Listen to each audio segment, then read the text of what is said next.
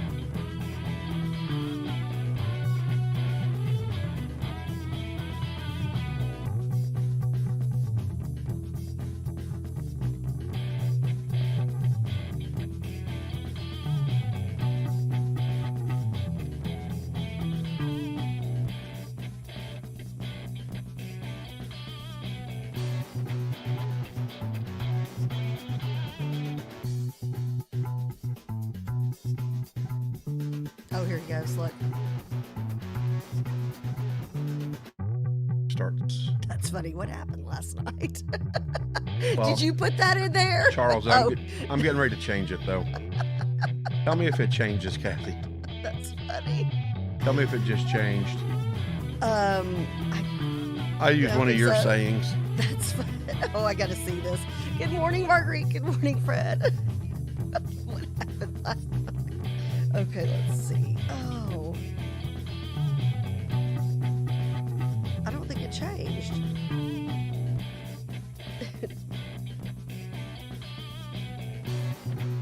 Yeah, it changed. Did it? No, it didn't change. Huh. Maybe it'll change after the fact. Oh, yeah. Is he getting coffee?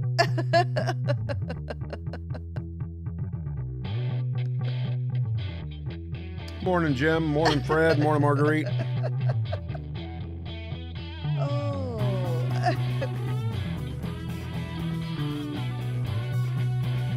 Oh, is my dad on? Yeah. Good morning, Dad.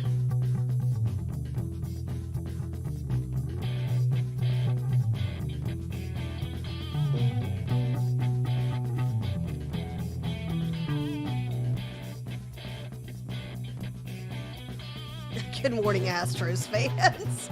Good morning, Susan. Is that We've got Coach Miss Quigley? Grapevine on today. Yes, of course. Morning, Coach.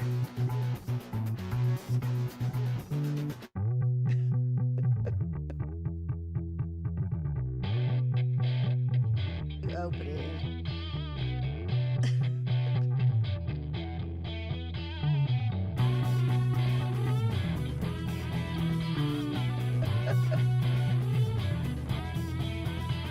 Hey, Dad, did you see Mac Davis and Helen Reddy both died yesterday? I was just so sad to see that. Two of my favorites. We can talk about that tomorrow or Friday for entertainment.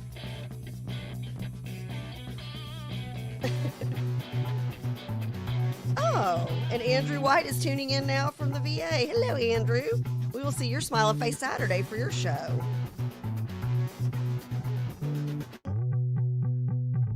Look at you. You're so sweet. That's so great. How much fun was that, Charles?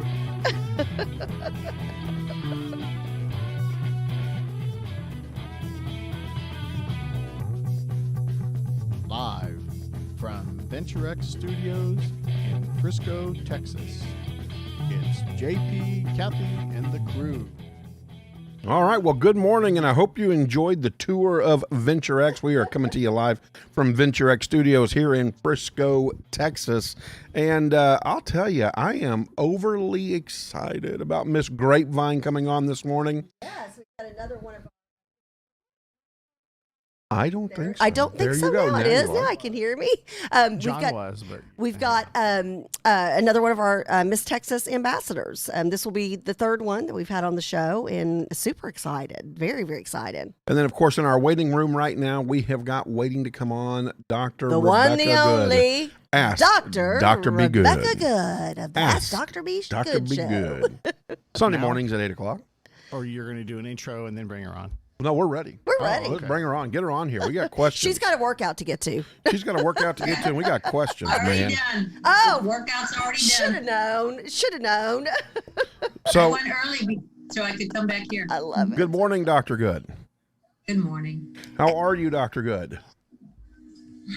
I'm super. I mean, the pandemic has done wonders for me as far as making sure that I stay healthy and innovative and in a problem-solving mode. I just love it.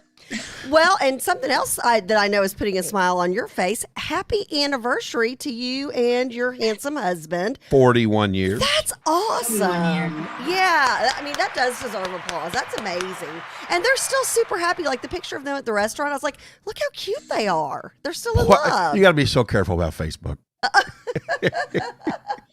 just bore Facebook to death. Anniversary pictures, grandkids. Yeah. It's just no problems there. No problems there. Well, Dr. Good, let's get into what a lot of parents see as problems. A lot of politicians see as problems. Talked about last night during the presidential debate. Joe Biden tried to beat Donald Trump over the head with, the whole going back to school idea and putting kids in the classroom. You went face to face. We did. Boy, take us through that first day, second day, and third day of face to face. What that looked like, what that felt like, how your staff prepared for it. I mean, I got an hour's worth of question in one question for you, but we all do. All of us parents have that. So we have overly prepared, as did most every district, to make sure that our staff understood the steps before the kids even got there, because the implementation of the COVID safety procedures is the key, right? The implementation. And that's where things break down if your adults in an organization don't truly buy into what you're asking them to do. And so it helped that we had a couple of COVID cases with our staff in May. It sort of woke them up to the fact that, oh, this stuff is real. Yes. And so that's, and then these were higher up folks. And so that was a huge wake-up call that woke up the whole organization. And so we've had very good compliance around making sure that our adults did what we asked them to do. And so when we went to face-to-face, only a third of the families wanted to come back, which was okay, because that meant that we could fit them in with social distancing. No school district can fit in all kids into their buildings, their existing buildings, with social distancing. And some of our districts in South Texas are going back to full regular school and not having remote, which is interesting, by the way, and that is allowable by TEA. And so that'll be an interesting thing to watch. But for now, especially in the Hispanic community, I don't know if you know that the Hispanics are more likely to get it than any other minority group. They are most hesitant, and we are primarily minority Hispanic, especially Mesquite. And so they are very hesitant about coming back. But we do have a third that have come back. And so what happens is the very first thing when they drive up is that we take their temperatures before they get out of the car. First, we make sure they have their mask on. Then we take their temperature. If their temperature is normal, within the normal range, then they're allowed out of the car to go into the building and, pick up breakfast and get the day started. Yesterday, and so we have about 300 kids in the Mesquite building. Normally we have about 1,200 within the 3 buildings down there. We had 5 kids that we sent home with higher than normal temperatures. And so that sounds scary, except to say, wait a minute, the system is working. Yes. That's what's right. happened, right? They didn't get out of the car. Yep. And they went home. They could do remote learning and still get counted present. And yet, we'll see today. We're also looking for the pattern. What addresses were those kids from? Are they clumped together? We're having to do a lot of data work that has nothing to do with test scores, right? Right. But y'all are experts at it because of test scores. Well, and so we want to know the trend. And these are different families, right? And so where are these different families with the higher temperatures coming from? Is there a neighborhood that is on the hot list for the county? All of that stuff now is part of our everyday world. Totally different than last year, that's for sure. So true. So at some point, did anybody have a little anxiety? Did that anxiety overtake them, whether it be student, parent, or teacher when they came back. I mean, I can't imagine you having to be ready for everything that could come at you by going back to face. You know, it's bad enough the regular school year creates anxiety, especially for the little ones, right? Mom, dad they don't want to let them go. They don't want to go. But I mean, what about the anxiety level? Could you feel it? Was it like a knife cutting through the thickness in the air? Here's what I'm going to say. We were very proud of our families and our children because they came in wearing a mask. They came in solemn because that's highly, not allowed to sort of be gleeful and joyful and jump around like crazy kids that like they used to be, right? Now they come in masked after getting their temperature. We're aiming this thing at their forehead. It's a very weird feeling. I took the lines the first couple of days. I worked the line. I felt very uncomfortable aiming this thing that looks in the shape of a gun at this kid's forehead, right? But that's what we're having to do now. And so I will say that everybody took it seriously. But we were very proud of our boys and girls. They stepped on the little paw prints 6 feet apart, and they waited for the adult to come and take them to the lunchroom and start breakfast. And so I will tell you, for the first time ever, we had no crying parents or kinder kids. Oh, no. Wow. Yeah. That is surprising. Having been one of those crying kinder parents twice, both times my kids started kindergarten. That's huge. No, it was totally different. The parents had prepared the kids, and the kids came in. Again, when you're wearing a mask, you're asked to stand on these paw prints 6 feet apart and in a line. Everybody's, making sure that they brought back their device from home. And so you have your charger, all of these things. So it's just a totally different atmosphere. But it was solemn, but it was respectful. And the kids did their part. The adults did their part. And so far, we're in our 6th week of school, and we had a scare last week, but it was not COVID. And so, but we're going to have that. It's not if, it's when, for any district anywhere in the country. And of course, I don't mean to interrupt you, but it was the day I chose to go in on campus. Were you the risk? No, but I go on campus. I'm visiting with the data clerk, and we're talking about attendance, and we're talking about strategies on how to handle attendance. I'm in the cafeteria with Miss Acosta, and she and I are calling a parent because this poor 5th grader has yet to log in, has yet to be able to get his work done, but he did. But when we figured that out yesterday, and I get a phone call, John, you need to leave. And I'm like, am I at risk? What building are you in? Yeah, what building am I in? I'm like, I'm in the elementary building. You got to go. You gotta leave now. And so, I mean, and as it turned out, everybody thought he had COVID, but this was a child who we think had COVID earlier in the COVID period. And because he is a child with some weight issues, his lungs are compromised when he has to move a lot. And so that's what we were seeing. Okay. And so we didn't know, because families are being very secretive right now if their kids or family members have had COVID. And so nobody shared with us the fact that the family had COVID, and so they have some COVID-related leftover stuff to deal with. And so these are all things that we're having to learn as we go along. And luckily, we have our adults that seem to have good common sense in the buildings. And so we've had scares. We're handling them. We're very persistent with parents. We needed to have that COVID result back. Because if that child had been positive, he had 3 siblings in the elementary. He was middle school. Oh, 3 wow. So we would have had to shut down the K through 8. Yeah. And that's how important that test was. And it turned out he didn't have it. So we dodged that bullet, but we really were sweating it. I was writing. I wrote letters. I have letters prepared now to send home to parents if and when that time comes. Yep. Well, and Dr. Good, one of the things I wanted to crest over here with that part of the conversation is the fact that you had protocols in place. Your staff acted extremely professional. I mean, they went into protocol mode. Teachers knew, okay, it was my classroom or my student right here, possibly. I have to quarantine my classroom. Parents are now being called. You had a system that was in place.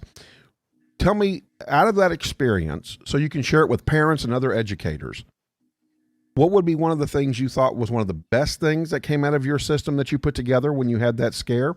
And what would be something you would change? Well, I will say that we need to stop assuming, because we assumed he had COVID. Okay, and so that was probably a mistake on our part.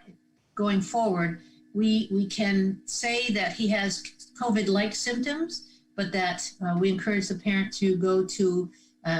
We have free labs. We sent home a flyer earlier this semester to where parents and staff can get free COVID tests on a weekly basis, matter of fact. And so what we need to do is really get good at building these relationships with parents so that they trust us enough to give us information. I mean, I felt like we really had to dig for information about this family last week, which kept us all a little at heightened anxiety until, like I said, it came back negative. But it's a good reminder, frankly, that those COVID safety implementation rules need to be followed and that the protocols are in place for a reason. And so it just reinforced all the work, all the manual stuff that we had to turn into the state and train our staff with and so forth. It just reinforced everything that we had done in preparation for that. And again, this week, like I said, we had 5 cars that we had to turn away because of heightened temperatures. And so now our follow-up is to say, what's happening with those kids? Because you have to be fever-free for 24 hours, right? So exactly. Right. Well, and that's a rule. That's a rule that's always been in place. And my question is, did anybody resent being sent home with an elevated fever, or did they appreciate the fact that you guys have systems in place and this is what it takes to have our kids back on campus? Well, I think I'm not going to worry a lot about what the parents thought, except to say that now the parents understand how serious we are, that we are going to stick to our protocols, and then we have remote learning as a choice. Right. If your child has a low fever, can still function, they can't come to school, but they can certainly be counted present at home by doing their work. And so I think it's a win-win, frankly. How is that bad, right? True. Very, very good point. Dr. Good, and let's go back for just a moment. We don't realize, I think we forget, right? We think, okay, we get COVID-19, we dodged a bullet, we're better now. But then we're not really talking about the fact that this thing is lingering in your organs. For the first time, I read an article that it actually has attacked somebody's brain, and it has really delayed. Okay, now I've seen lungs, heart, kidneys. Well, that's what I'm saying. You're talking brain. Yeah, in the now. last week, there was somebody who had COVID-19 pretty severely. They've come out of it, and now they have almost like a delayed response where they need therapy, almost like stroke therapy, to try to bring them back. And yet now you're seeing that in students as well. What can we tell our teachers and our parents so that we know that their kiddos may have had COVID-19 so we don't overreact? How do we not make this a second-class citizenship? Well, again, I think it's all about building relationship and trust with your parents. I think that I may at my next parent meeting that I like to have them at least once a month online now in English and Spanish. I'm very fortunate to be bilingual, and so I'm able to do that. And ask them to be honest with us. If you or your children have had COVID, then maybe we won't run them as hard during PE, right? I mean, that's almost like telling us they've had asthma. Right. So being able to have that information so that we don't have higher than needed expectations from them physically, especially, a few weeks out from them having the COVID. We need to know this. That's one part. The other part, and I know I'm getting on a soap opera here, but the wellness thing, folks. I know you're reading about the fact that COVID presents itself with people who have compromised immune systems and who have a lot of inflammation in their bodies. So let me just put a plug in for taking care of yourself and eating and exercising and then having good stress management techniques That's the key to building up your immune system such that you're not as open to flu, common cold, or COVID, right? This is not just a COVID thing. Right. It's just being healthy, mind, body, and spirit to the point where you're not as apt to pick up germs. And that's a great point. And I know you're always driving that home. You're almost like having Dr. Clothier or Dr. Dave on, because it's so true.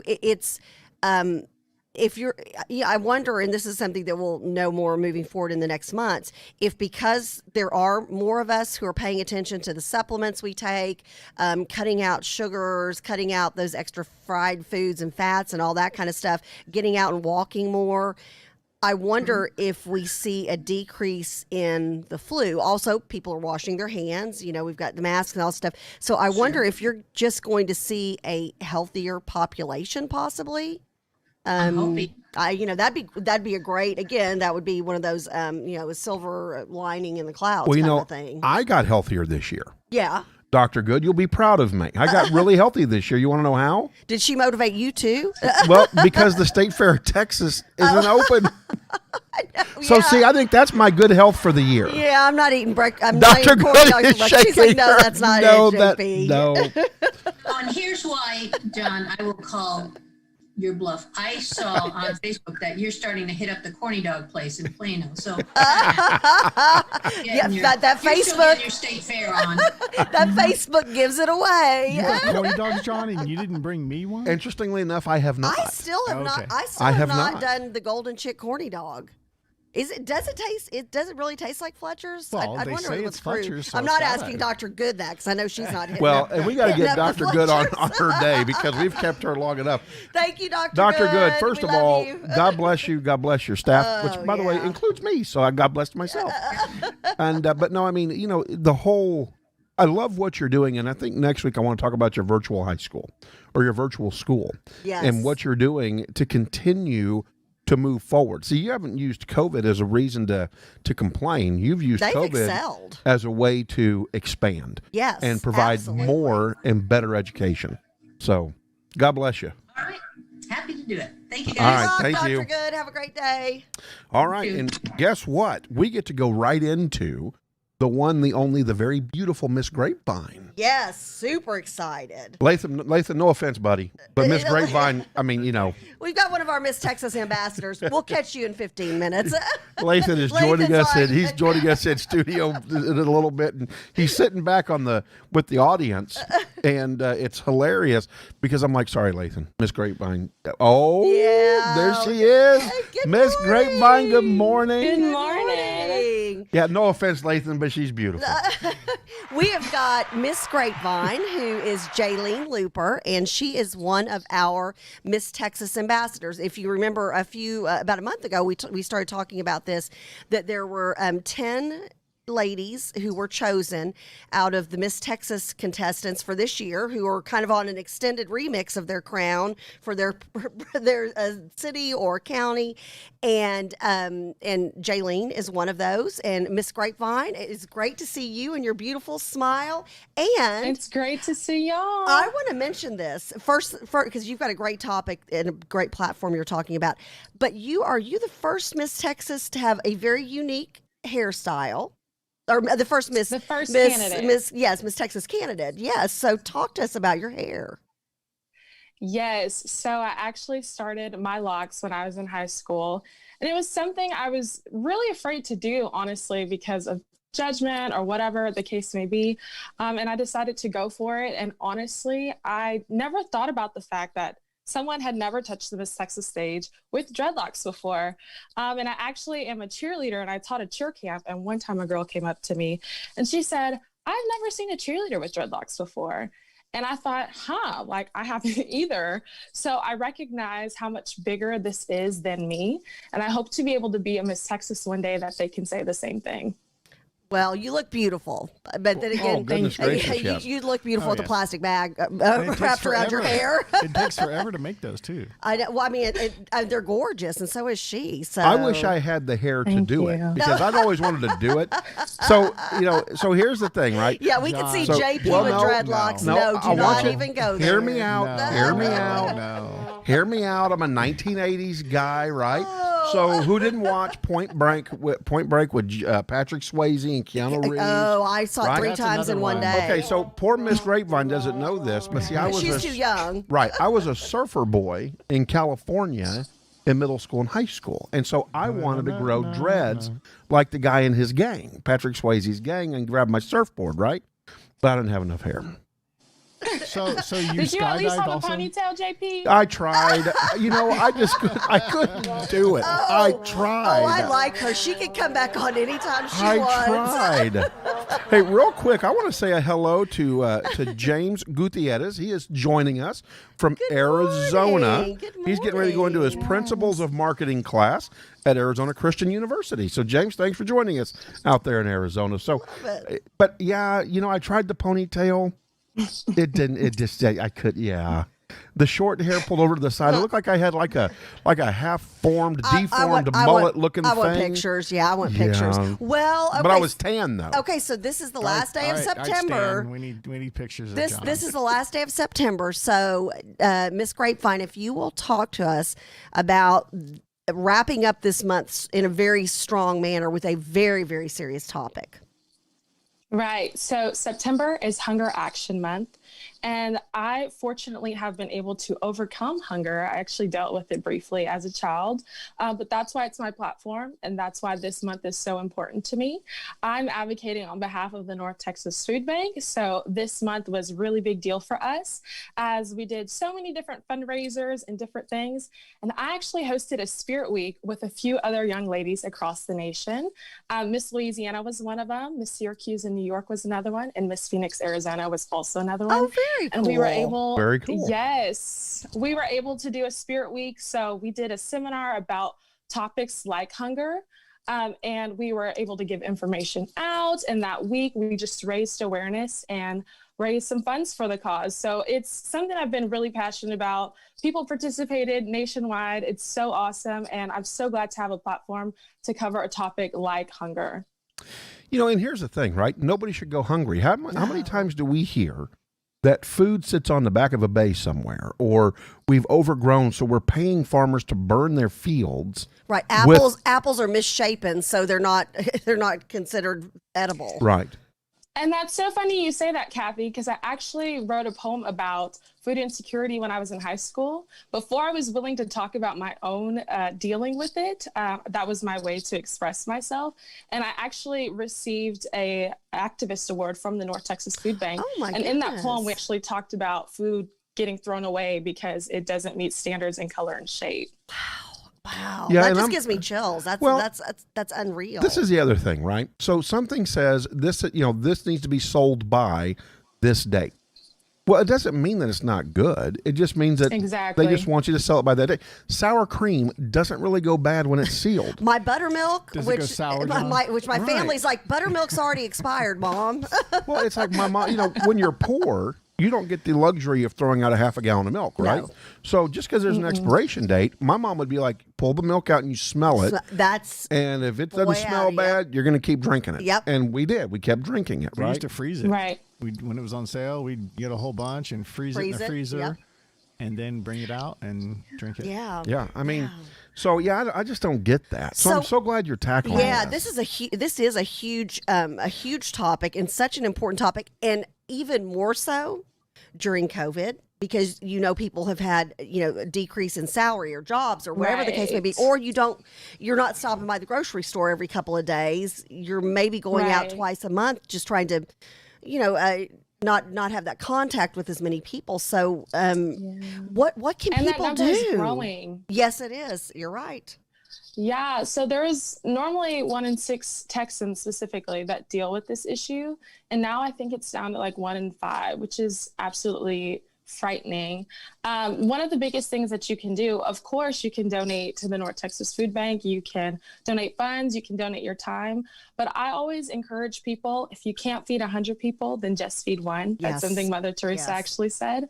And if you see a need, try to help out, whether that's at work or if you're a teacher, if that's a student, whatever that looks like, just trying to fill the gaps. Because if we all did that, then truly we could feed our neighbors. That's so true. That's so true. Oh, absolutely. You know, Jaylene, we just had Dr. Rebecca Good, who has her own education show, and she is a superintendent for a couple of charter schools, and they actually have a garden that the kids tend to, and they grow vegetables that they donate to the North Texas Food Bank. So maybe maybe you can go out and visit their Plano campus and see what these kids have done. It's amazing because that teaches you the importance of giving to others. Mm-hmm. Well, we I need to love connect Miss gardening. Grapevine I wish I with was Jackson. better at it. You don't have a green thumb? Unfortunately, I would show you my aloe plant, but she's dying, and I don't. That's supposed to be the easiest plant to keep alive. Right, it's hard to kill aloe and cactus. So you need to Well, I did it. you need to come out to Students on Service, and I will teach you how to farm. Cactus. Well, I you know, will and, come. I want to do more with my platform, with gardening and that sort of thing. Because even the North Texas Food Bank has a garden, and I'm gonna learn. I'm gonna get better. Don't worry. I love it. I love it. well, you know what's really neat, Miss Grapevine, is that you can actually grow in a 750 square foot apartment potatoes. You can grow tomatoes. You can grow beans, and not have to have a garden plot, because you can do all those things in garbage cans. Oh, What about thyme? Can you grow thyme? well, yeah, you can grow all Yeah. kinds of spices. Yeah. You can grow Okay, spices. Father Time. Yeah, you can grow spices in your windowsill. Yeah, you can. But so you can Yeah. grow those vegetables, though, in a garbage can, and you That's can do awesome. it from going to the grocery store and buying tomatoes and taking the seeds out, drying them out, Right. replant them, and you can grow. So one tomato can grow you an orchard of tomatoes, right? You take your potatoes. You take a couple potatoes, you quarter them off, you bury them in the dirt properly, Oh my god! and you grow 5 That's pounds so of cool. potatoes.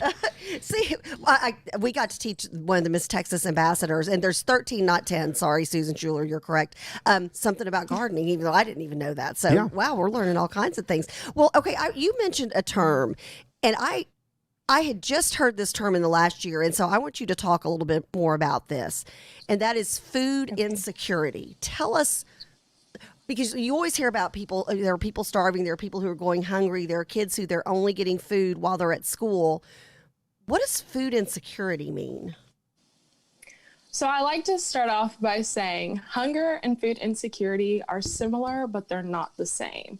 So someone can be hungry and be dealing with food insecurity, but not always the other way around. Food insecurity is just not knowing where your next meal is coming from. So really, you being food secure would know, okay, I'm going to have dinner.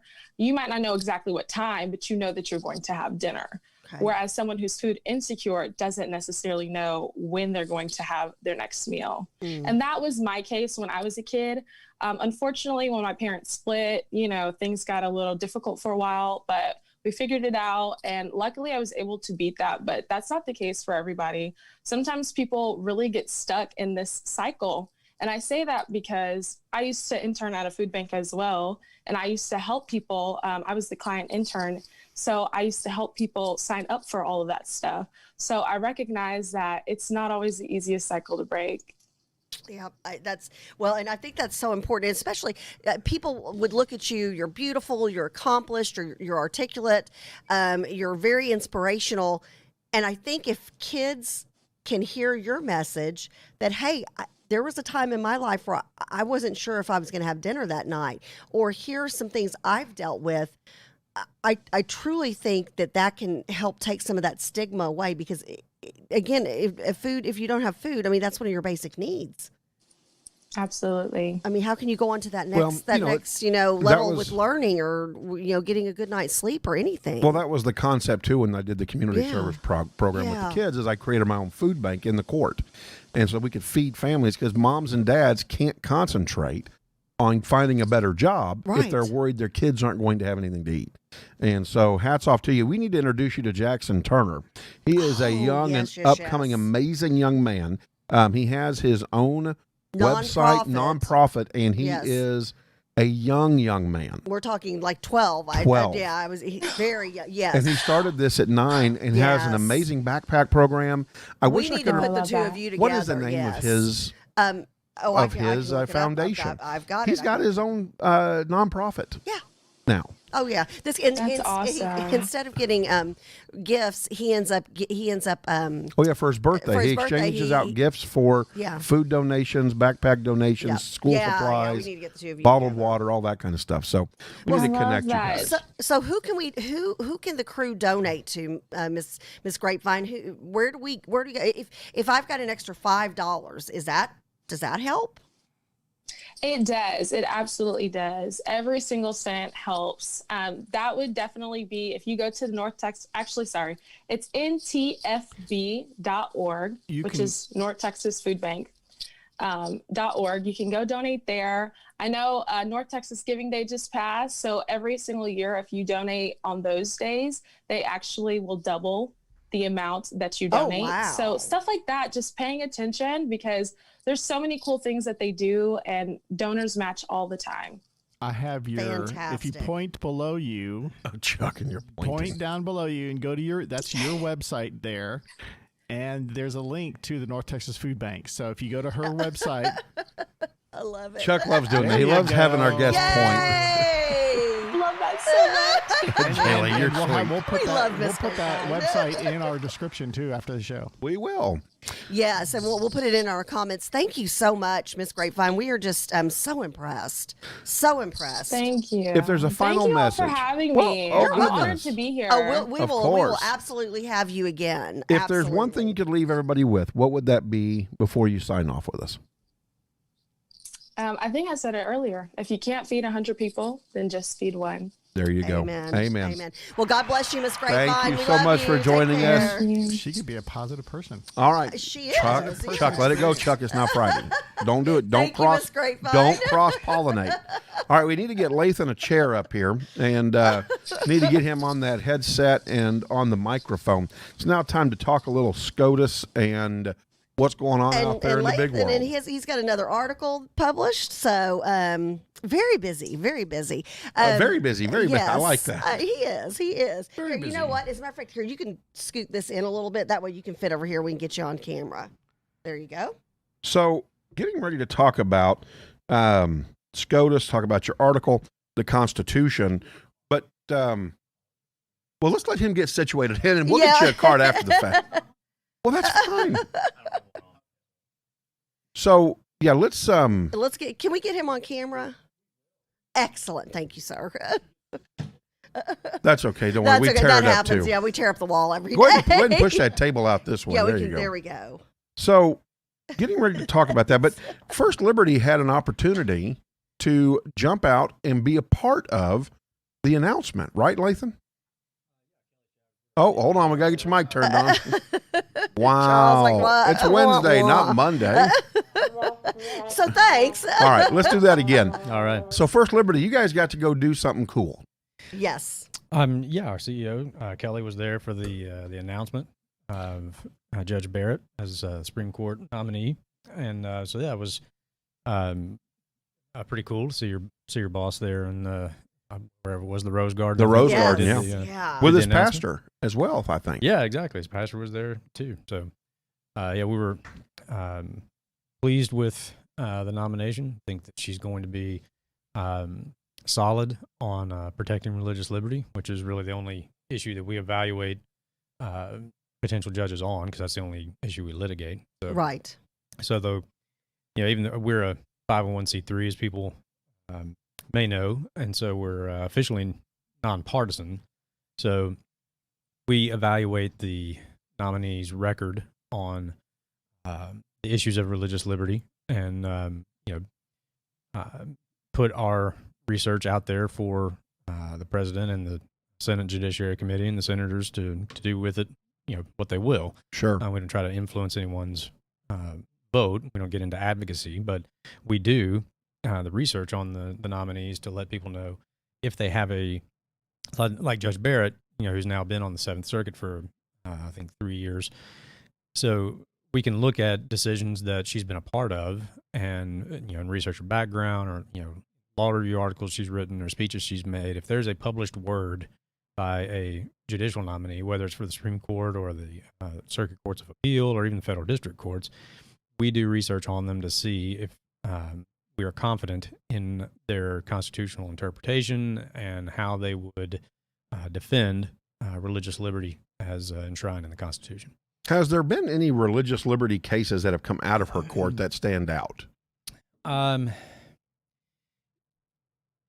the top of my head, I think the issue that that seems to be what is going to be the big topic of debate when it comes to her is, those on the left seem to be trying to paint her as somebody who is, sole mission in life is to get on the court and reverse Roe v. Wade. So I think there was a decision in front of her on a rule that came up, I think, out of Indiana about cremation of fetal remains, and a law that was passed in Indiana regarding that.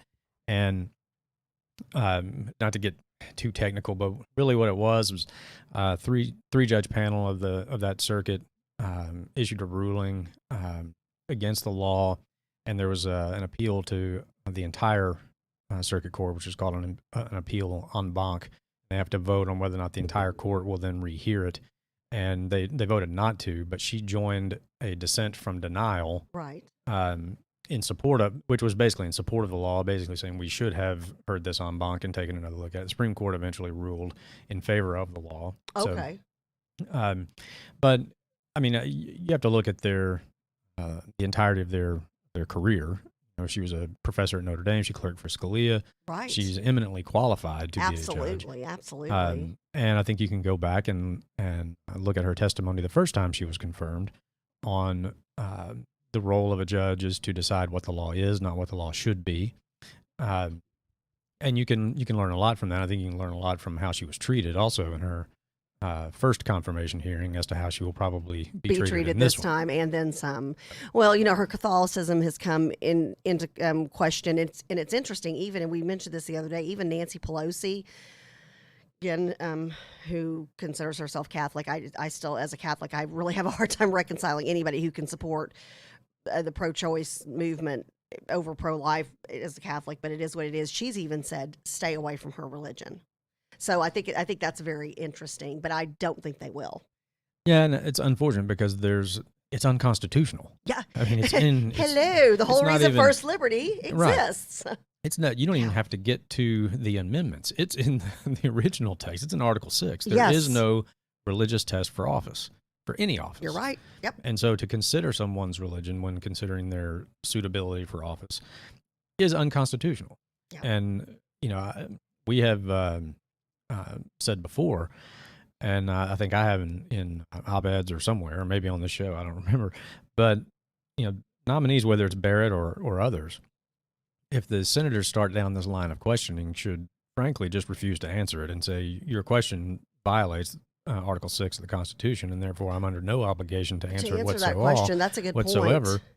Basically, just like pleading the Fifth in a criminal case, is like plead the Sixth. Well, there you Article go. 6 of the Constitution. Yeah. Right. You can't ask me that. Absolutely. Well, and I don't know that it's not a bad position, especially when the cameras are on, to look at a Democratic senator and say, sir, you are a defender of the Constitution, and yet you don't understand or have read Article 6, which tells you what you've just asked me is absolutely unconstitutional, Right. which is a great reason why I should be approved by you and your vote to go on to the Supreme Court. Turn their argument against them. Yeah. Yeah, exactly. I mean, a lot of these nominees, are probably. I remember when our Deputy General Counsel, Matthew Kaczmarek, went through his confirmation hearing. He's now a federal district court judge out in Amarillo.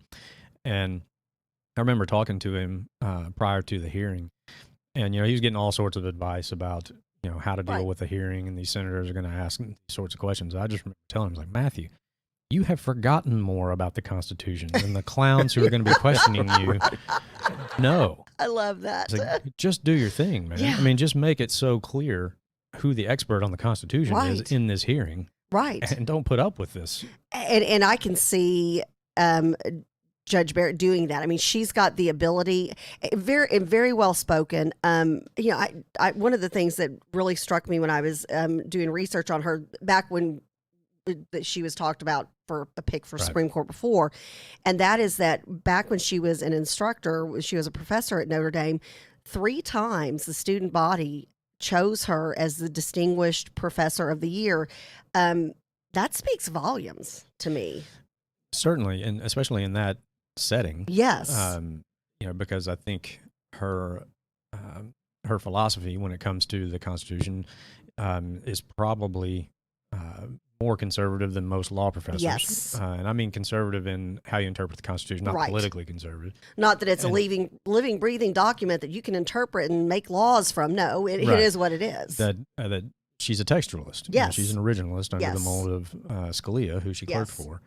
And so for a student body who is probably, I would guess, split at best. I was on- going to say at on best, that. but probably more But liberal in probably their more thoughts. on the living document Yes. side to vote her as distinguished professor. I think that speaks a lot to her her character and her demeanor and how she Yes. treats students in a classroom, students who may clearly disagree with her. Right.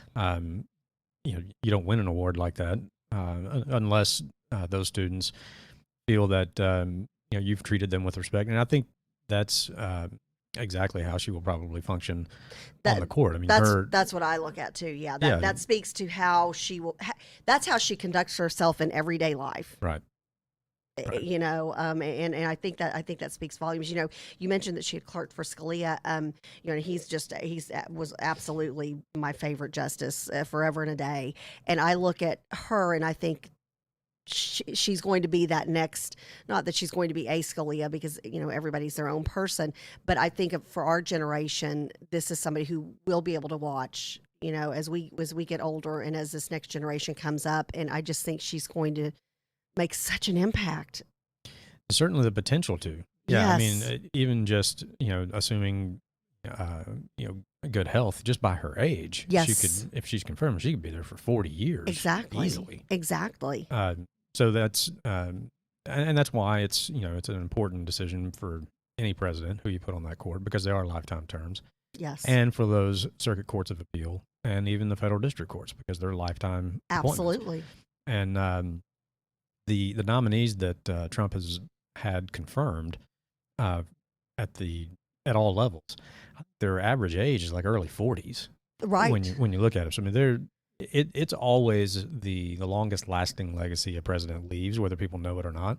And most and- people don't. I think with President Trump, that's coming to light because he has had the opportunity to appoint so many people to these federal positions. And now, my goodness, 3 to the, United Right. States Supreme Court. That's jaw dropping. And it is so important. I know a lot of my Christian friends, some who don't really dig his personality. Sure.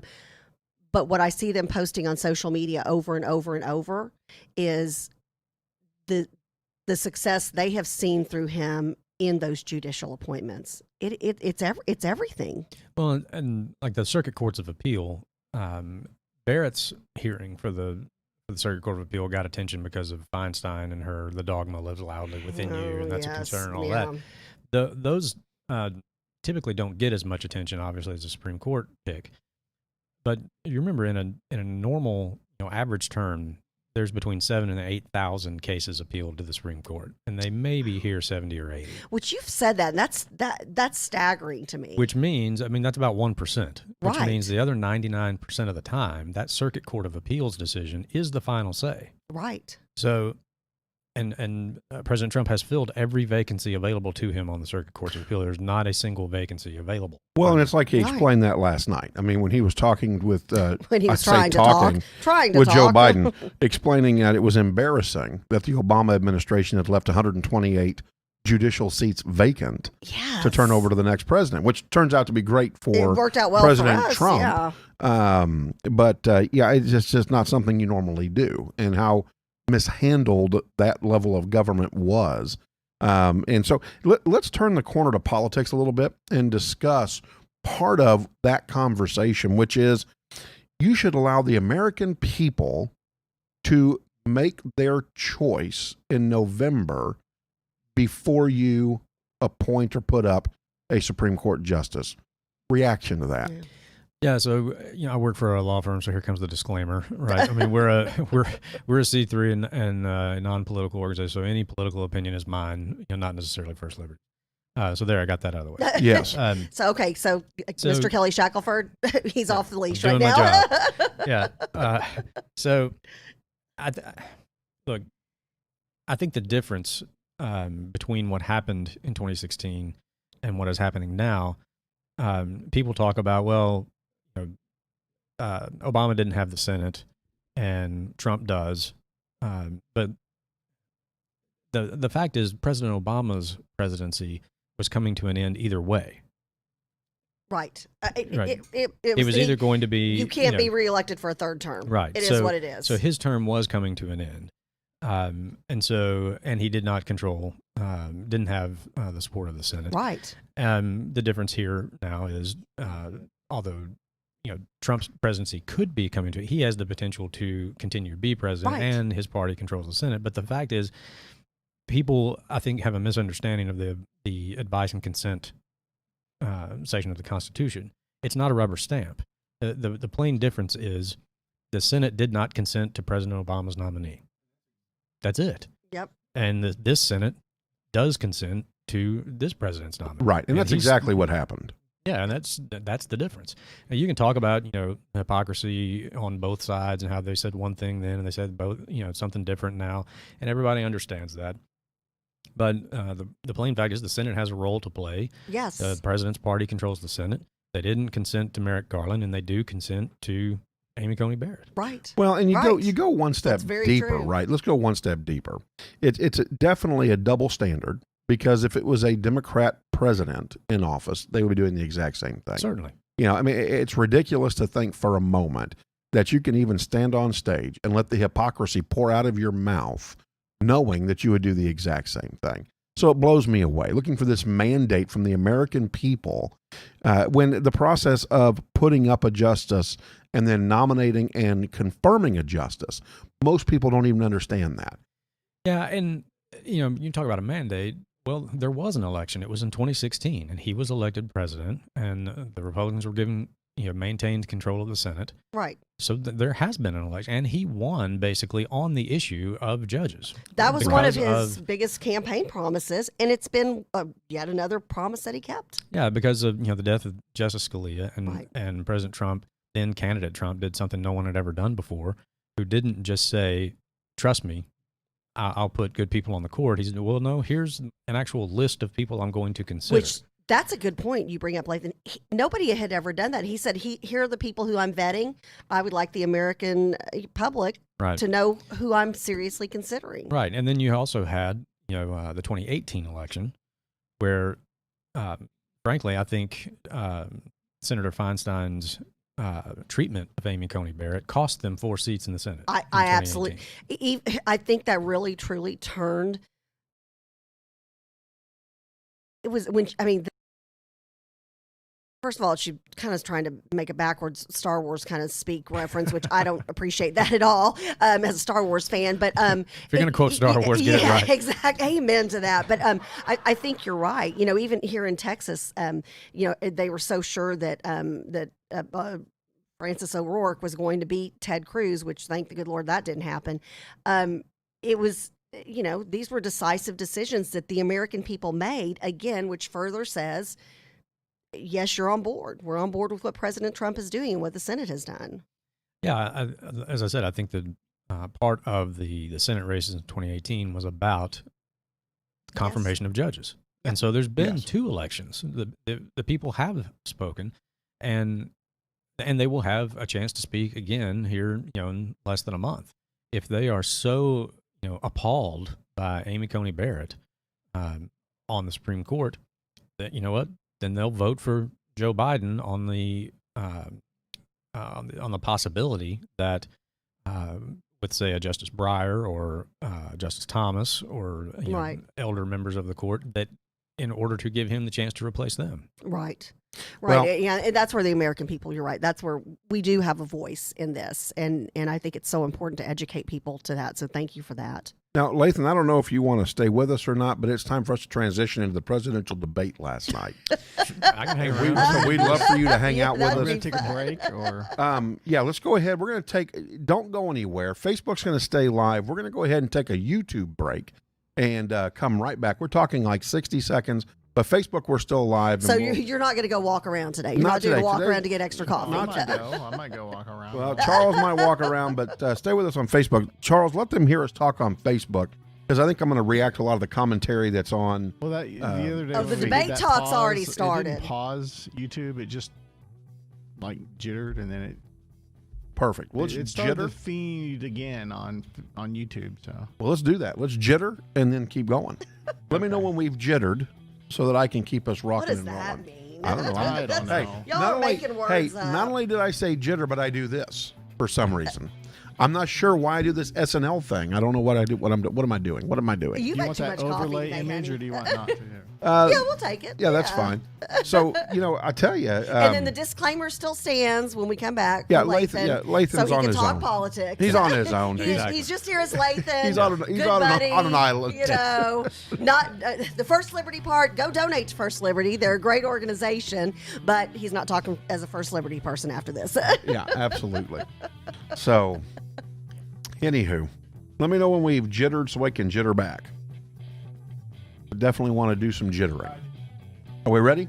I started it. All right, Everybody very good. started? Started it. All right, very good. And if Yeah, you're wondering, toodaloo, we're back. exactly. And if you're wondering why we're doing it, is because we're actually breaking YouTube up into the format that it likes to be in, which is more of a podcasty type of format. And Yeah, so- it didn't break Hashtag it didn't podcasty make it word that 45 JP minute made segments. up. It made it all one segment, and I don't know if it's because of the technology we're using. Catherine. It just says, "Oh, they're Hey, still Lonnie, there. good Let's morning. And Michelle, yes, reconnect we to can the hear same you. thing." Wow. So I'm Gotcha. not sure what's going on. well, we'll figure that We'll out. figure that out. But as you notice, we have definitely broke up into topics now where we dive deep. Wednesdays is politics, current events, and government.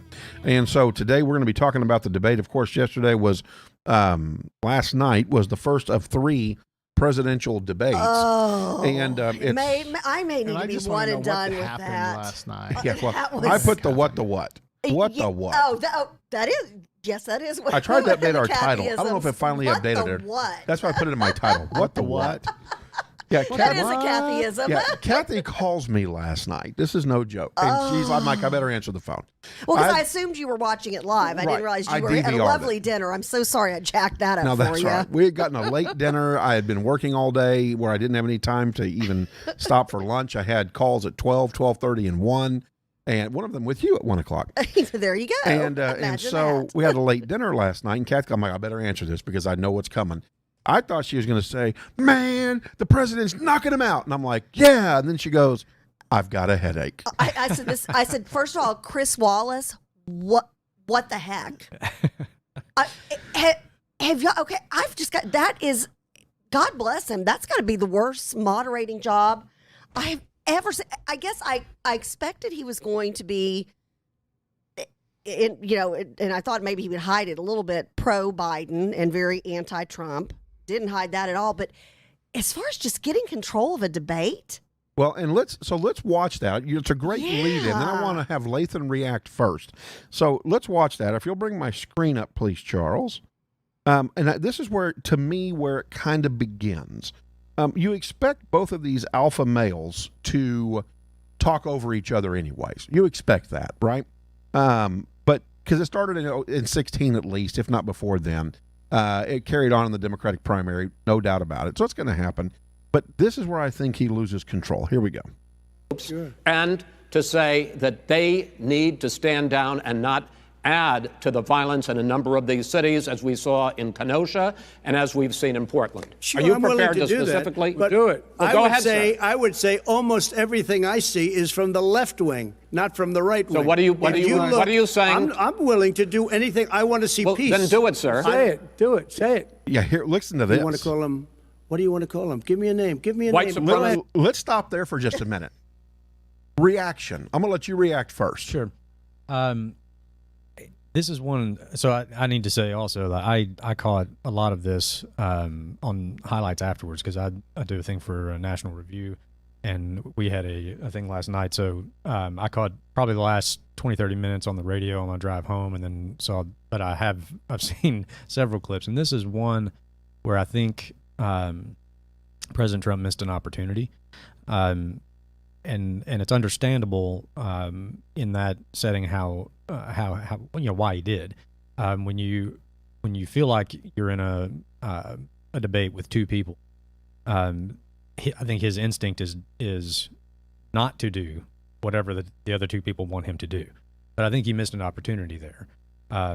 When you've got Wallace and Biden both say it. I think he missed an opportunity there to say, let me once and for all again put to rest the lie that has been told by the left and by the media about what I said about Charlottesville, because that's where all of this comes from. Right. And he could have said that you have mischaracterized what I said about what went on in Charlottesville for years now, and you've perpetrated this lie that I refuse. And let me clear the air. And let me say it one more time for the entire nation. White supremacists, extremist groups on all points along the spectrum of politics, Antifa, Proud Boys, whatever you want to call them, none of them have any place in American politics. Right. And he could have been done with it. Yeah, and let's not forget Antifa. Remind me to say something about Antifa.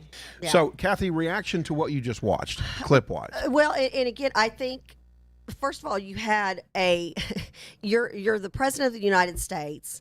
You've been told to shut up. You've been called a clown. I think by this point he had been told, "Shut up, man." Well, not yet. It's coming. Oh, it's okay. It's Yeah. coming. So we're a little bit early, but from early on from this debate, it was like he was debating Chris Wallace and Joe Biden. I do want to say something about Joe Biden, because some people are like, "Oh, well, he did really good." I do think when he looked at the camera, that was effective. And, we learned that in Ferris Bueller's Day Off at the, after the credits in the movie. Yeah, breaking the fourth wall. Okay, so I think Joe Biden just, staying alert and upright the entire hour and a half debate was going to be a win. So right there, he met everybody's expectations. Okay, Chris Wallace, who said he was going to try to be invisible as a moderator. Don't make me laugh. I love it when you do that. OMG. He was as uninvisible, is that a word, as possible. So with you, Kathy, all of them are words. Okay, didn't even work. I felt like President Trump was being attacked by the moderator and by Joe Biden. And I'm going to go back to something I said before the show, JP, that you and I were talking about, because you've debated, your entire life and done it at a worldwide level. Correct. You did the Super Bowl of debates back in high school. Correct. And college. Yeah. I've been doing speech Oxford, and debate. Cambridge, since, Ateneo University. Yeah, I've been doing speech and debate since 7th grade. And I'm thinking back to Mrs. Abraham, my speech coach in 7th grade. And if anything that Biden said or Chris Wallace said, I would have been disqualified from a speech and debate tournament in 7th grade. Well, you'd have been told to sit down. You're out of the tournament, and you're 6 weeks out until you can I thought compete it looked again. like an inexperienced parent trying to handle their children when they were Arguing. disputing about who took the last Where'd that cookie. voice come from? Put the camera on you. Let people see. People want to see you, and they don't want to hear you. They've told me this. Specifically for this instance or any other instance during the debate, are there times where I wish President Trump would have said this, or he could have just put that to rest right now? I feel like he was at a very unfair disadvantage from the very beginning and throughout the entire debate. Well, so this is early on in the Yes. debate when this happens. And in my opinion, first of all, And hence the reason I called you and said I had a headache. yes. First of all, I agree with Lathan, and I said this last night. Do not, don't fade away from the challenge. Go up and go, you know what? This is what happened. And I can't help it if you can't figure out where the lineage is in my thinking patterns in discussing ... Sure. Because you want to change the message rather than listen to the message. And so to me, I said it last night, don't run from these opportunities. You need to turn and go, like on climate change, which we're not at yet. But as an example, I'd look at them and go, and? What's your point? You want me to suffocate an economy? or allow the earth to take care of herself, which she's going to do anyways. And we'll talk about that here in a minute as well. But so my reaction is, one, first of all, and President Trump calls this out at some point where he says, who am I debating here? Yes. Chris Wallace, am I debating you or am I debating Joe Biden? Which was a great line. And so the president's on stage, knowing that all of America, all the world is watching. And he right now in this instance has Chris Wallace and Joe Biden. When Chris Wallace is supposed to be the moderator, the disinterested moderator, and he's telling the president, you need to own up. Joe Biden, I'm like, well, who are you, buddy? If I'd have been the producer or director, I'd have walked on and said, you're fired. Let me replace you with the cameraman. Yeah, I mean, it was a food fight from start to finish. There's no doubt about that. I think that people are rightly so frustrated with all of the crosstalk because it's hard to understand what either side is saying if you truly are trying to make a decision based on what you hear in a debate. I don't really think that many people are anymore. I think it's more just political theater and blood sport. But the Commission on Presidential Debates could fix this. If there's going to be another debate, and for the record, my 2 cents, I think you've seen the only debate we're going to have. I agree. But if there were going to be these other two, it's a very simple technical procedure in that whatever the agreed upon format is, you get 2 minutes and then the other side gets a minute to respond. Right. Then when that 2 minute time period is up, your microphone stops working. That's what somebody even said. Why wasn't there a mute option? You cut the mic when the allotted time is over, and you mute the mic when the other guy is speaking, so that they cannot interrupt. That's correct. And so somebody can complete a thought, and then you respond to it. I mean, if you look at first televised debate, presidential debate was Kennedy-Nixon, 1960. Correct. That is the first one. You look at how that was handled, where they were seated and then they would stand up and walk to the microphone and say the thing, then they'd go back and sit down, and the next guy would come up and he would say this. It really wasn't until we got into sort of the soundbite culture and the 180 character or whatever it is, Twitterverse, that you get 2 minutes to answer a substantive policy question, and then the other guy gets a minute to respond to that. This is a far sight from Lincoln Douglas. I mean, if you really want to discuss policy, if you really want to highlight the differences between one party's platform and another, then you have to allow for, number one, longer answers. Yes. I mean, it's difficult to completely and thoroughly explain a position on something as complicated as how do you deal with climate, healthcare, race relations in 4 minutes. Exactly. Each of you get 2. Race relations in 4 minutes. There you go. And I think, and the sad thing is that's kind of shows the dumbing down of our society, because everybody looks for 140 characters in a tweet, and then that's it, and that's how you get the full story, and that's how you know everything about everything you ever needed to know. Right. We should, those expectations, especially if you're, the president and a person running for the presidency, we should up the ante. We should, raise those expectations. And if you don't want the moderator to be as important as he apparently was last night, then you can also change the format to where the candidates ask each other questions. Yes. Oh, I would have loved that. And that's done on the world level. Yes, I would have loved when that. I debated at Oxford and Cambridge and at Ateneo University, that's how it's handled in the world and level. And so the people debating each other asked, and that's where you really get into where how somebody feels. For those that that love the political theater of it all, I mean, just take a few minutes and watch Prime Minister's Question Time in the Parliament. Correct. Okay, you want to see the opposition party stand up and question the president directly on the floor of their legislative chamber. Right. I mean, I'm not saying we start that here, but you would have that sort of dynamic between the two asking each other questions. All right, let's get back to this. Charles, back to my screen, please, if we could, as this continues. And again, I stopped it here because it's just amazing that Chris Wallace and Joe Biden team up against the president when the moderator is not supposed to be part of this. This is very early on, remember. Are we ready, Charles? All right. Who would you like me to condemn? White supremacists and right Proud Boys, stand back and stand by. But I'll tell you what. Somebody's got to do something about Antifa and the left, because this is not a right-wing problem. This is a left-wing. This is a left-wing problem. This is radical left. Will you shut up, man? Listen, who is on your... And there it is. Will you shut up, man? This is where the gauntlet is dropped right here in front of the president. I'm going to react first and we're going to come back around the corner. It blows me away that in 2020, now, in the late 1800s, the early 1900s, when we're stumping on boxes out at Hyde Park in London, or we're in New York and we're in, help me out with the name of the big park. Central Park. Thank Central you. Park? Central Park. Yeah, I just went blank. In Central Park, and we're stumping with political speeches. I get that, because that was back in the people threw lettuce and tomatoes at you because they could. But in 2020, with everything that we have, the decorum that we expect, and I think it's hilarious, the far left's political correctness mode over the last 15 years goes out the window, and their presidential nominee says, "Shut up, man. Help me out here."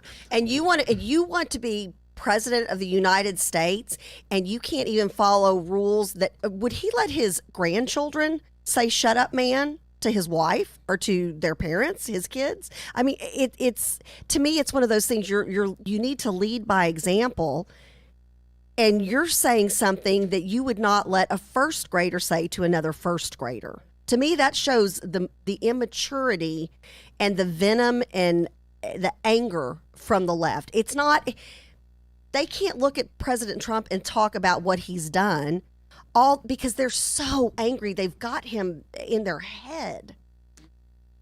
Can't hear you. Yeah, Charles said that used to be a pop in the mouth. Oh, Right, yeah.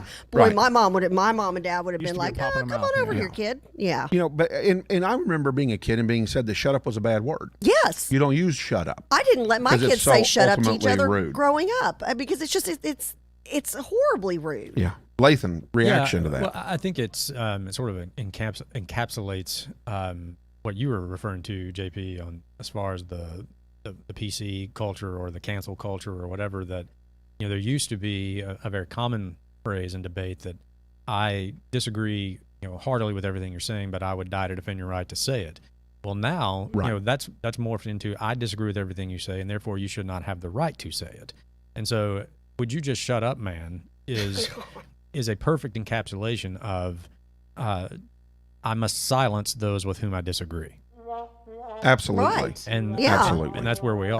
That's a very good point. The problem exists when we believe that it is okay from the men or women running for the highest office in this land.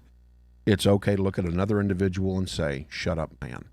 That means that we have lost the barrier of politeness. We have lost the barrier of courtesy, Decorum and respect. Yeah, and just basic respect. Basic respect. And I think it's funny coming from the party of political correctness, because that's one of the methods you use to start changing the culture within a government so you can overrun You're right. a government. That's one Absolutely. of the pieces. Well, and it's one of the things that they say that they have such a distaste for about Trump the man. I mean, they call him a bully. They call him a lot of things. And your candidate acted just like him.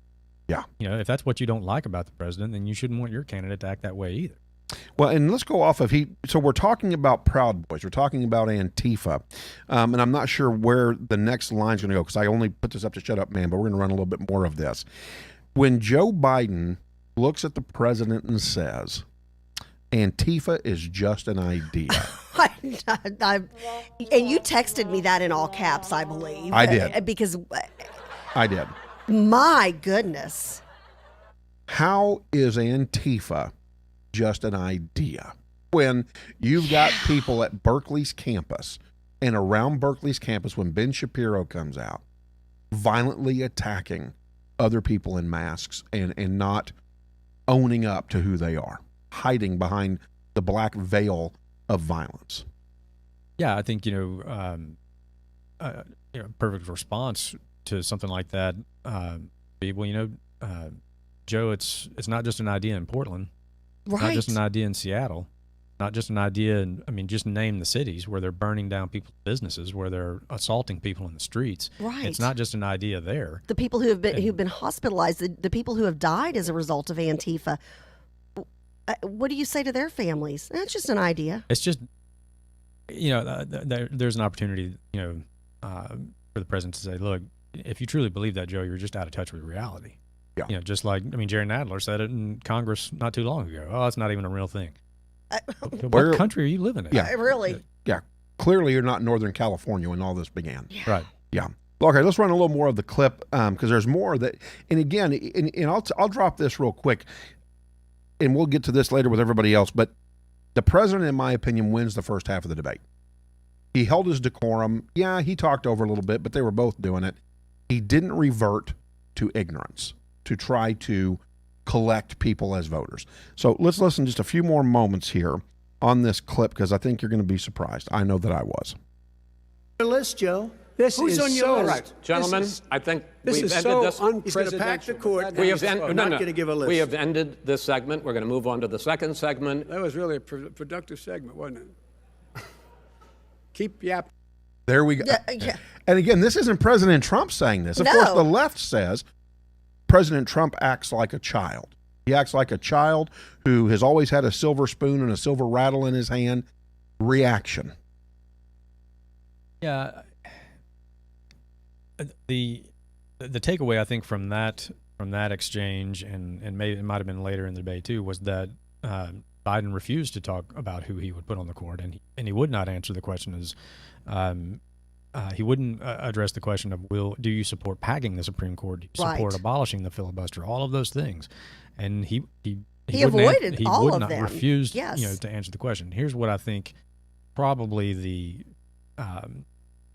impact of the debate on the race, if there is one, is that I don't think if you are an undecided or an independent voter, number one, I think it's hard for me to fathom that there's somebody undecided when the differences are as stark as they are.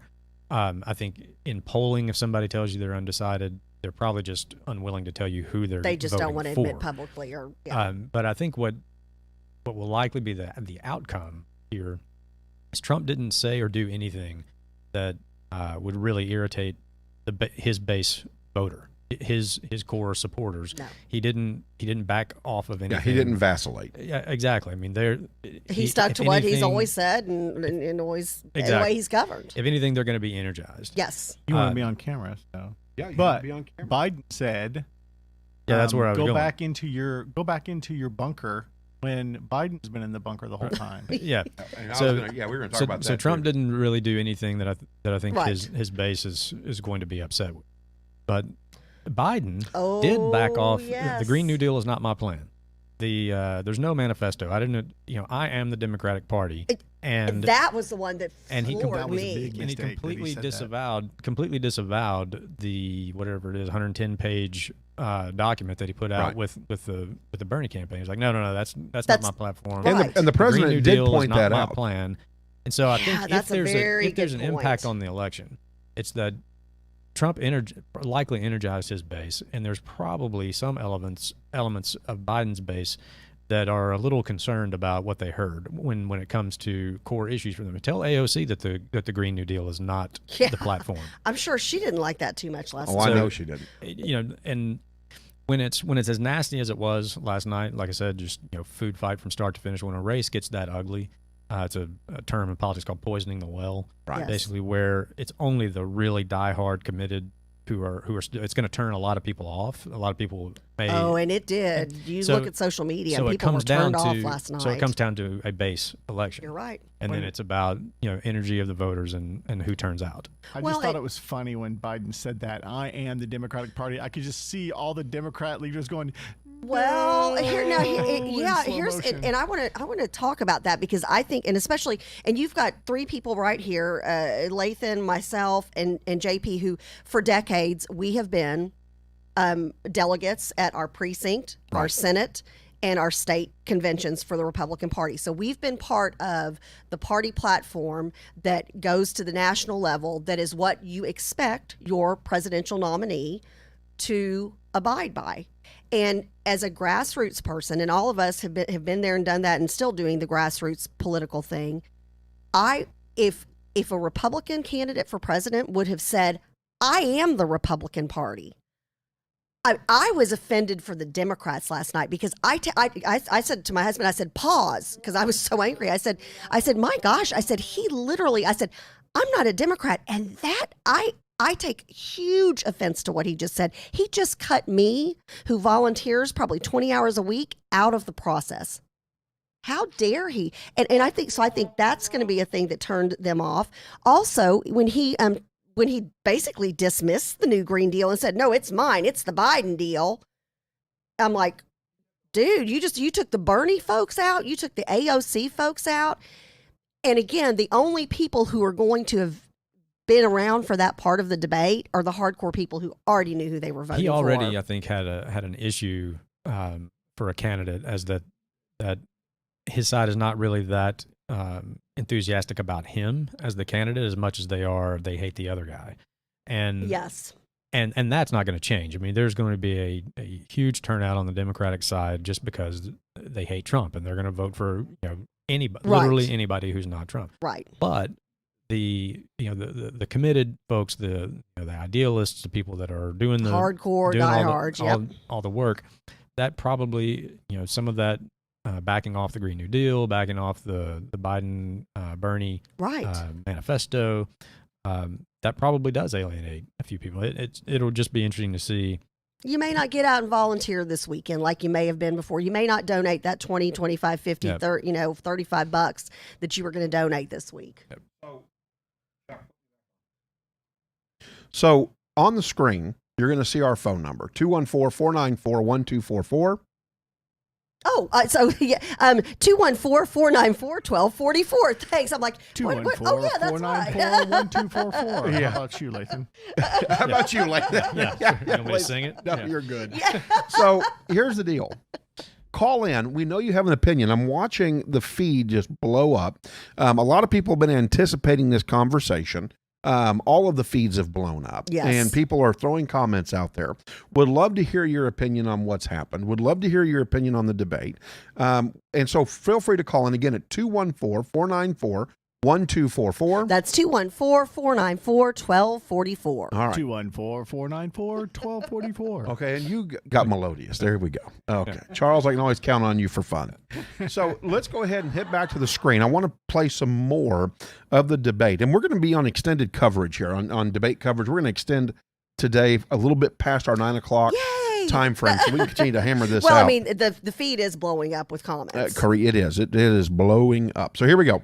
We're going to play a little more of the debate. Because, again, I have to stop it almost every 30 seconds because, and again, what I want you to understand is my belief is the president wins the first half of the debate.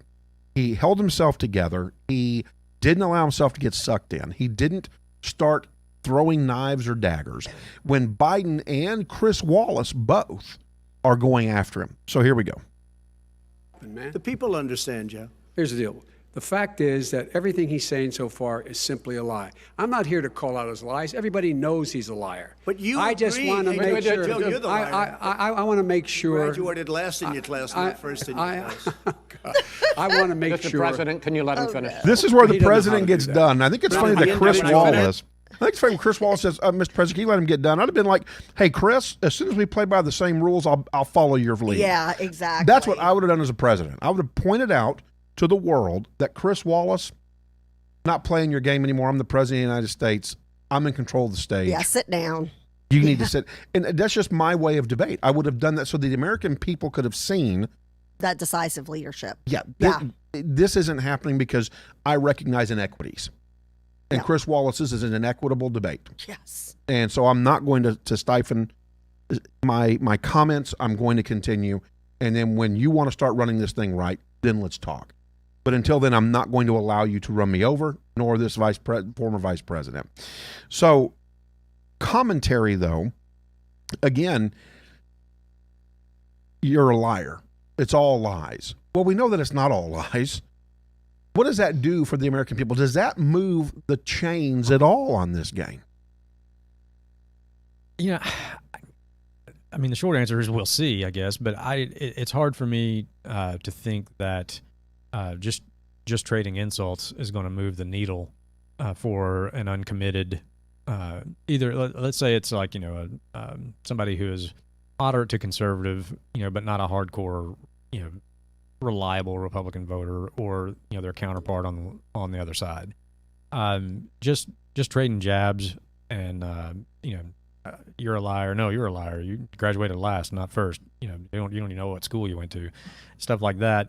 It makes for it's kind of entertaining, I guess, in macabre sort of way for Right. political dorks like me.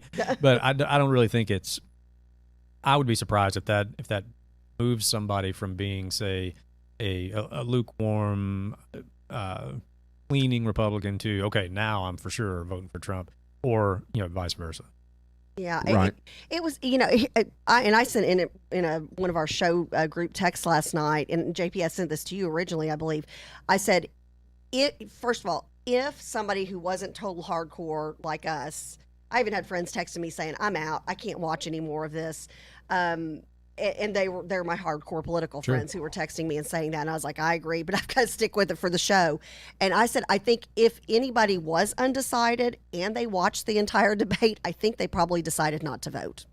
Well, they may just be so disgusted with the whole entire process. I agree, and that's what I was saying before. I think Yeah. the impact is going to be that it really, if it has a huge impact, it will be that it completely turns it into a base election. Yes. It will be And R's in- versus D's. And, Hardcore and in that R's versus case, hardcore the R's are Ds. more motivated at this time. So Ronald Hall on our feed says Chris Wallace is not capable of conducting any debates without showing his hatred for Trump.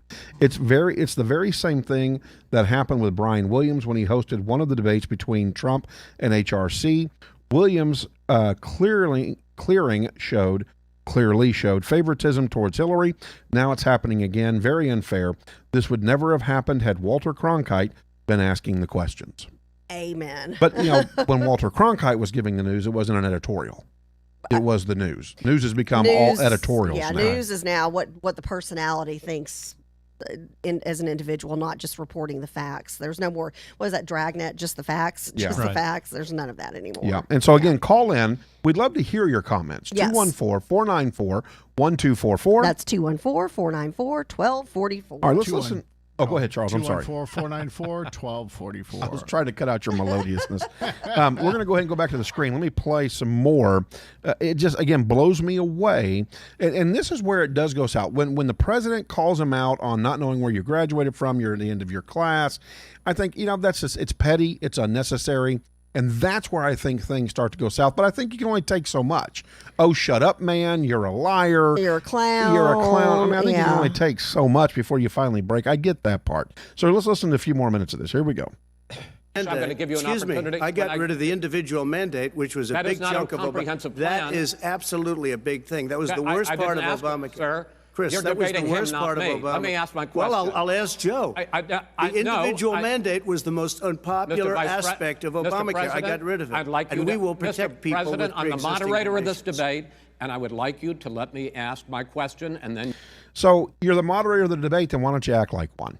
And I'm the parent. He did not. Yeah, I mean, I do what I say because I said so. I mean, it was just several times during the debate, Chris Wallace from behind, and this was a big body language thing, had both his hands up in the air like this, like he was trying to control it. And I was like, at some point, if I were him, I would have said, okay, you know what, cut the mics.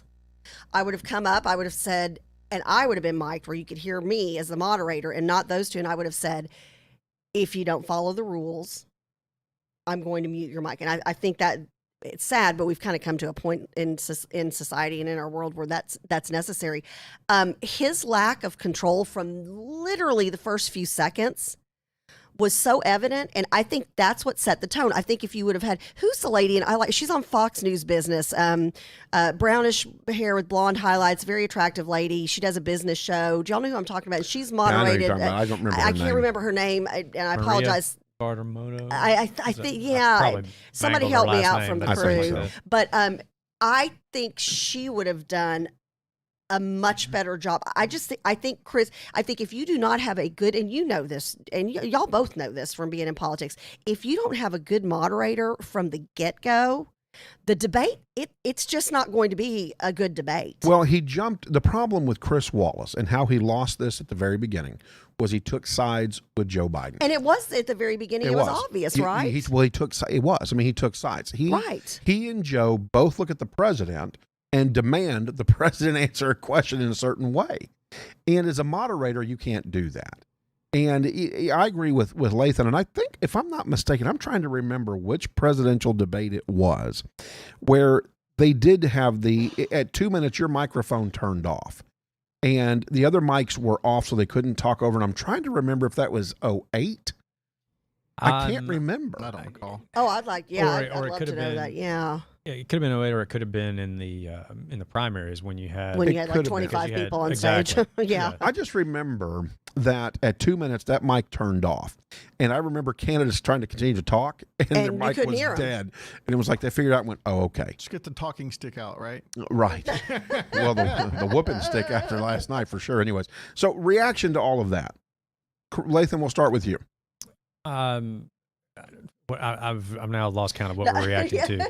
So this is where Chris Wallace is saying, I'm the moderator. Oh, yeah, I'm yeah. in control Yeah. here. And let me ask the questions, Mr. President. Yeah. Well, first he said Mr. Vice President. Then he corrected and said Mr. President. Yeah.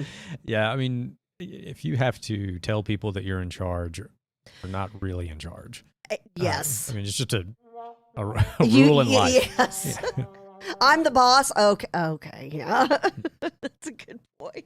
That's a very good point. Yeah, it was a train wreck from the beginning. I think I would like to know what the numbers were starting off with people watching it versus how quickly people just went, Tuned out. I'm done. Yeah. Even people who don't comment on politics on Facebook last night were commenting. And the majority of people, there were people taking jabs at both Biden and Trump, but the majority of the people said, wow, Chris Wallace lost control and it's done.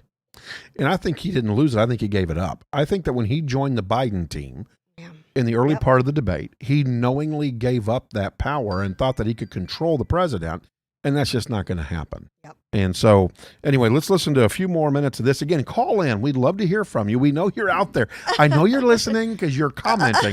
214-494-1244. That's 214-494-1244. 214. Yeah, okay, Tommy, Coach Quigley, microphones went off when there were 16 Democrats on stage. For the Okay. Democrat. Okay, thank you, Coach Okay. Quigley, for that. And I think it happened before as well. I just can't remember which presidential election they did that. And it's like Is that the one where Ross Perot was running? Maybe I don't remember. it could have been. I don't know. Again, I just don't recall. But let's listen to some more of this. Again, I just shook my head. And that's why I got like a what do they call that neck thing? Whiplash. Whiplash? Yeah, I'm just shaking my head. Got whiplash at. Here we go. You can answer. Go ahead. Have to have a system where people are held accountable. And by the way, violence in response is never appropriate. Never appropriate. Peaceful protest is. Violence is never appropriate. All right. What is peaceful protest? When they run through the middle of the town and burn down your stores and kill people all over the place, that and you is say not peaceful peaceful protest? President No, Trump, it's I'm not not, asking- but you say it is. President did not Trump, I'd say like to continue with the Yes, issue go of ahead, race. I please. promise we're going to get to the issue of law and order in a moment. Once the winner is declared, after all the ballots are counted, all the votes are counted, that'll In be the end of it. February. Oh, sorry. That'll be the end of it. And if it's me, in fact, fine. If it's not me, I'll support the outcome. And I'll be a president y'all not just have for last the 4 years. Democrats. I'll be a president for Democrats and Republicans. And this guy, I want to if see in an fact- honest Okay. ballot count. Gentlemen, We- you say that's the end of Chris, it. This is the I end wanna of this see an debate. honest ballot count. We're And I going to think leave he it does there. too. This is the end of the debate. By this time, it's all gone. And again, Joe Biden has absolute no decorum when he says, this guy. Yep. I never referred to President Obama. Not a fan. Didn't appreciate his policy. Didn't appreciate the division. Or President Clinton. Well, right. Yeah. But Clinton was a little bit more palatable, even with the craziness, than Obama, because Obama intentionally divided Oh my goodness, our the country. Absolutely. He we and went his we wife. went back to the late 40s, early He and 50s his when all wife, of that yes. began again. Yep. And instead of having a Martin Luther King Jr. or even Malcolm X is mild compared to today's supposedly race leaders. Yeah. So anyways, where I go with this is this. I never disrespected President Obama, always referred to him as President Obama, disagreed with his policies publicly on the air, but never said this guy. I don't even do that when I'm talking to regular people where I say this guy. I refer to their name or refer to who they are. And it just goes to show that throughout the entire debate, and that's why I wanted to play this clip, from the beginning to the end, Joe Biden's entire strategy was to try to dismantle any legitimate policy conversation between the two of them, because the American people will not buy off on the liberal agenda. And so he can't go out and talk intelligently in a debate format about the liberal agenda and know he can be successful. You could at least say, "I'm sorry, Mr. President, I disagree." Well, there was no. but When that you was call not. someone, you say, "Shut up, But man." that was not the There's no strategy. The respect. strategy was to never have a legitimate conversation on what you really believed in and what you really wanted to bring to the American people. Reaction from the rest of you. Yeah, I think I can agree with that. I think it appears to be like the Biden strategy going into it was just stay on the attack on Trump the entire time, and maybe with the hopes that you bait him into saying something really outrageous, in return. I think the bar was set so low performance wise for Biden Yes. going into it. Yes. I said I think it was on Kirby's show Right. a week or so ago, and I said basically if Biden shows up with pants on and doesn't set the podium on fire, Yeah, and doesn't fall over, that it's good. Yeah. the reaction is going to be how he outperformed expectations. That Yep. the headlines are already written. Yep. And so I think knowing that, I think JP, you're probably right. The strategy seems to have been just stay on the attack the entire time, and also again, to the format when you only have 2 minutes, it is difficult to get into substantive policy discussions Right. anyway.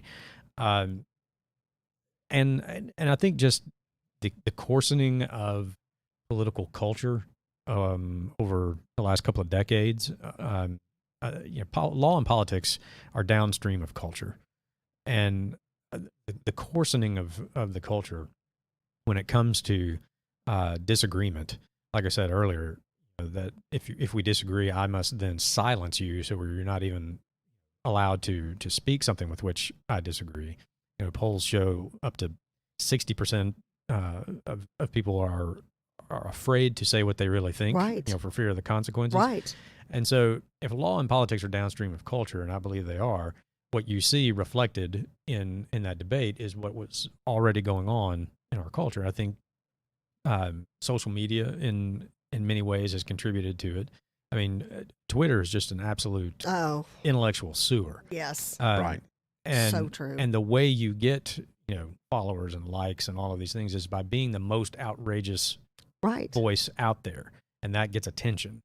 The 24-hour news cycle where we have, 24-hour news channels all having to come up with, new and different Content, ways to yes. say the same thing for 24 hours So they can a get day. advertisers. And exactly. Yeah. And how do you get eyeballs on your show? You be the outrageous guy, whether it's, and that's in everything. Sports talk radio is the exact same way. Right.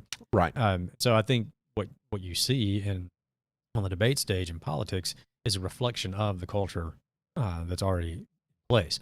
We didn't get that way overnight. You can't fix it overnight. Right. But you can, as a citizen or as a voter, expect more and say so from your elected officials. Absolutely. Very well said. And just the only thing I would add to what Lathan has said is what really scared me, because safety is first and foremost. We can debate taxes and property taxes and pro-life and pro-choice and all this kind of stuff all day long, but if you're not safe to do so, that's a problem. And when President Trump tried to get Joe Biden to say, then just say, I support law and order. Joe Biden could not say, I support law and order without having some little asterisk or little addendum added to it. As Joe citizen walking around wanting to be safe, that scares me to death. Well, and so to the law and order discussion, of course, during the debate, the big thing was Joe Biden tried to add in law and order with justice. Yep. Okay. Yep. We all want justice. Yeah. And that's when the president points out, I've allowed more people out of the jails. I've done more jail reform than and he has. He's done more than Reagan, more than Bush, more than Eisenhower, yes. more than Lincoln. I mean, yeah. And so you talk law and order. Joe is trying to step around, and this is where the president, I think, did do a good job. You have just lost your own left. You have just left. And that goes back to what the Lathan left. said about Right. if this is a battle of the bases, then Joe Biden was a loser last night. Absolutely. And so then when you start talking about climate change and you start talking about the idea that the president wants to burn the earth with bad emissions, I believe the president needed to better explain in 4 sentences getting out of the Paris Agreement, rolling companies back forward to be better about what they're releasing into the environment, but allow them to do their business to reduce the amount of cost of cars, because there's $3,500, as he pointed out, built in just for the environmental stuff. What's funny is the environmentalists aren't following themselves. No, That's what I think is funny as well. So I think overall, I think the president wins the debate. I think that the first half definitely rolls his way. I don't think anybody walks away from there and changes their mind. If there was an independent anywhere in this country, they may have walked away and said, I'm not going to vote. I got two children up there, and I just can't believe it. Well, 3 children, and so it blew me away. So the idea is, if there is another debate, please give us a better moderator. One of the crew members, give me a glass of wine. I should have had wine last night. One of the crew members goes, we just need to let the American people ask the questions. Bring us up on Zoom. I love it. And turn on a mic, go. let them ask a question, turn their mic off, and let the candidates answer the question. I like that. I don't think it's a bad idea either.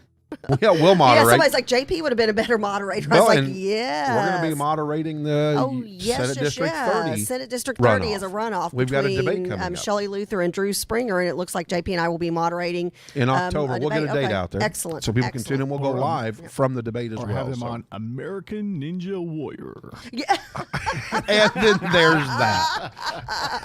All right, we're out of here, folks. That's funny. Thank you for staying tuned to the extended debate coverage. Lathan, thanks for sticking around. We love y'all. We know we kept you about 45 minutes longer than you planned. No, I enjoyed it. So, but thanks for kicking But around. what's the deal with always having me on after the beauty queens? The last time I was here, I came in after a beauty queen. We're helping you and I out. Yeah. We're elevating our look. We know more people will listen to your segment if you follow one of the Miss Texas I can't blame them. contestants. Well, listen, we'll talk to you Friday. Don't forget entertainment news and sports. And boy, is there a ton of talk about sports. Woo! NFL gets hit for the first time with COVID-19. What will Goodell do? Will Minnesota play? Will the Texans play? Time and will then what tell. happened with the Stars? I don't want to talk about it. But I will say this, though, and be ready for this. Not a single one of them kneeled, put their fist up in the air, or bowed their head during the national anthem. Hockey is about to become America's new sport, folks. I think you are right on that. I can't wait till it starts up again because 2021 is a star. That's our Stanley Cup year. Absolutely. Well, everybody have a blessed day. Thank you for tuning in. We love the crew. You make us what we are, and we appreciate you. Have a blessed day. See you Friday.